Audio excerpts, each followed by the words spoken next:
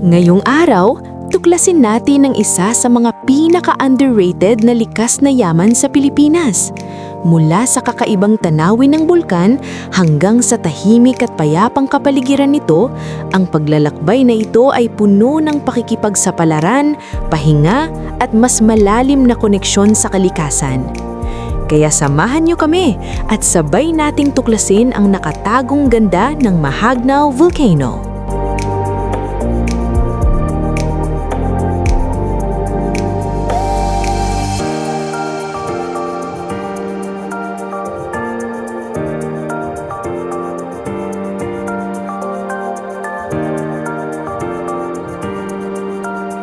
So ngayon ay nandito na tayo sa Burauen, Leyte, kung saan matatagpuan ang isa sa mga pinakapreskong destinasyon sa probinsya, ang Mahagnao Volcano Natural Park.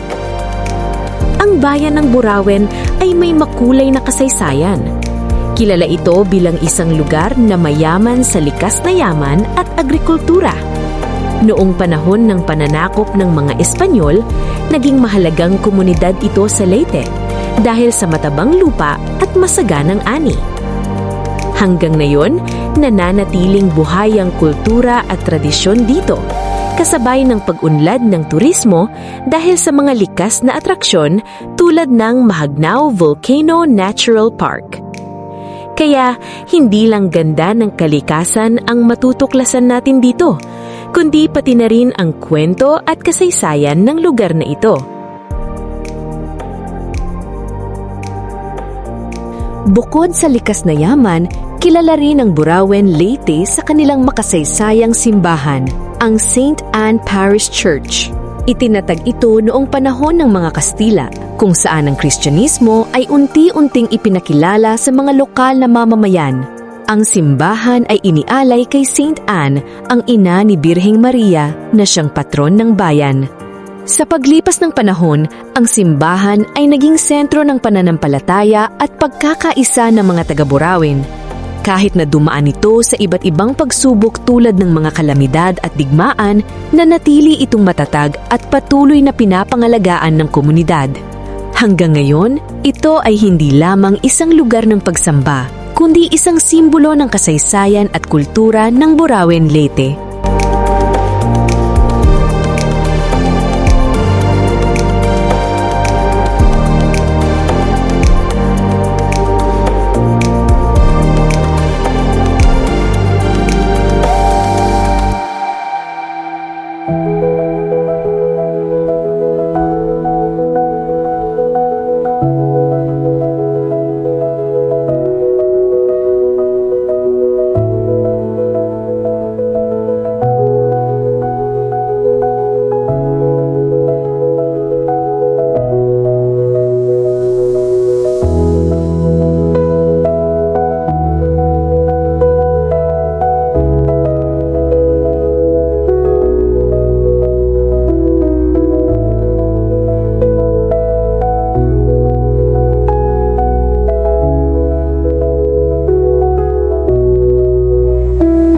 So ngayon, magpapatuloy na tayo sa ating paglalakbay dahil malapit na tayo sa Mahagnao Volcano Natural Park. Konting biyahe na lang at masisilayan na natin ang isa sa mga pinakamagagandang likas na yaman dito sa Leyte. Kaya tara, samahan niyo kami. Let's go!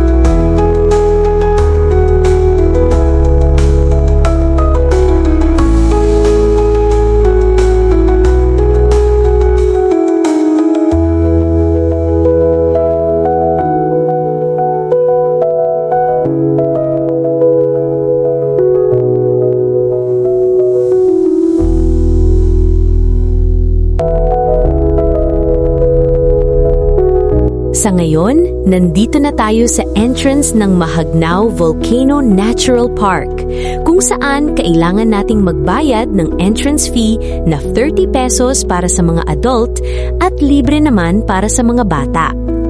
Dito pa lang mararamdaman mo na agad ang preskong hangin at tahimik na paligid na talagang perfect para sa nature trip.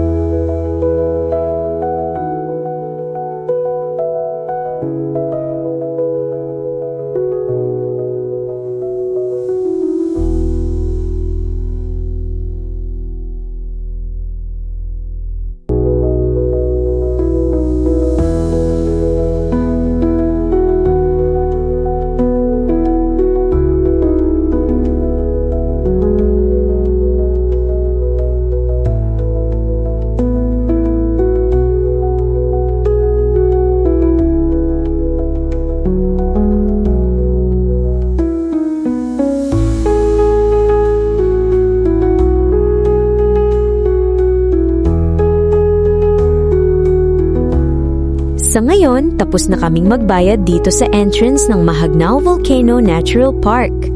Ipagpapatuloy na natin ang ating biyahe para makapag-sightseeing at mas ma-enjoy pa natin ang kagandahan ng lugar na ito. Excited na ba kayo? Tara, simulan na natin ang ating pasyal.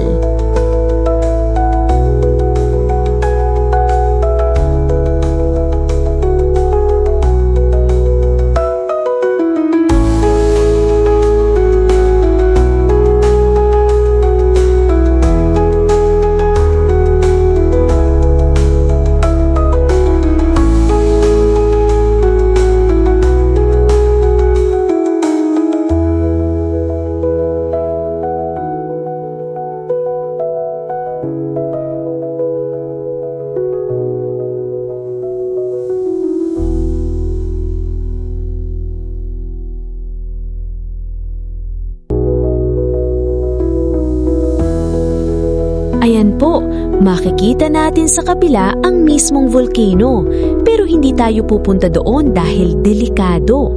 Kaya hanggang tanaw na lang muna tayo at i-enjoy natin ang ganda nito mula sa ligtas na lugar.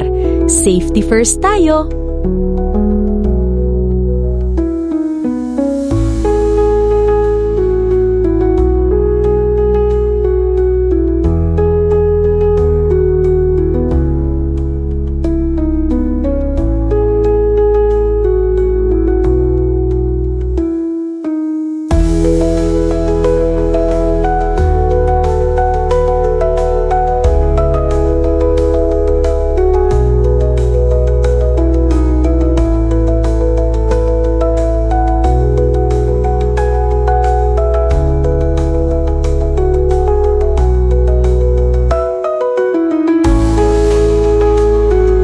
So ngayon, nakarating na tayo sa Garden of Paradise dito sa Mahagnao Volcano Natural Park.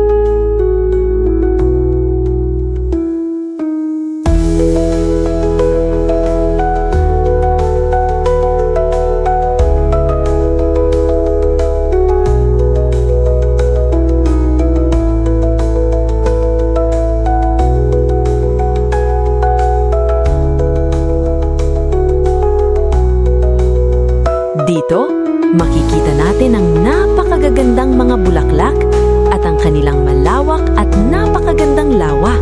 Perfect talaga para sa sightseeing at relaxation. Pero bago ang lahat, may entrance fee po dito. 50 pesos para sa mga adult at libre naman para sa mga bata.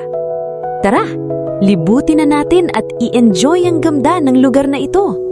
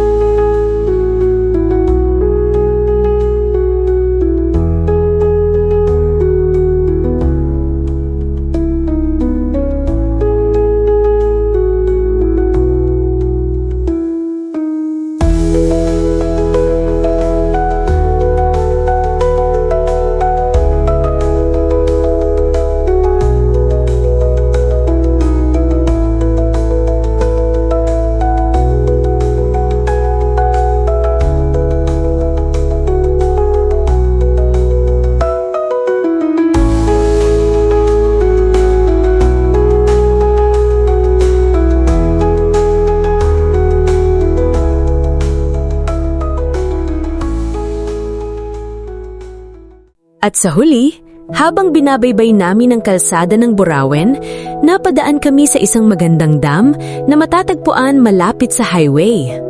Ang dam na ito ay ginawa bilang bahagi ng proyekto para sa patubig at supply ng tubig sa mga kalapit na lugar, lalo na para sa agrikultura na pangunahing kabuhayan ng mga taga-Burauen.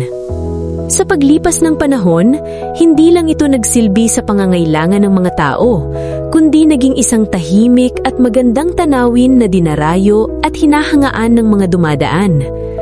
Isang patunay na ang simpleng infrastruktura ay maaari ring maging bahagi ng kagandahan ng kalikasan.